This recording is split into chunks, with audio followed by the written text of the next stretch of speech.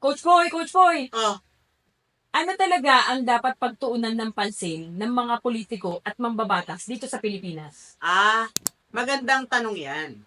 So, dito sa Pilipinas, we're focused on reducing crime, 'di ba? Tapos yung addiction, pilit nating pinupuksa.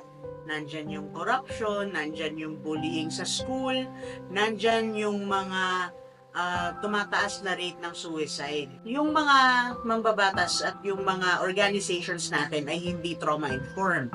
We need a trauma-informed society. Pag sinabing trauma-informed society, we have modalities and ways kung paano magkakaroon ng isang more compassionate and understanding community. So, lahat ng ito na pinagtutuunan natin ng pansin, lahat yan ay trauma-based. Lahat yan ay merong relationship sa toxic stress.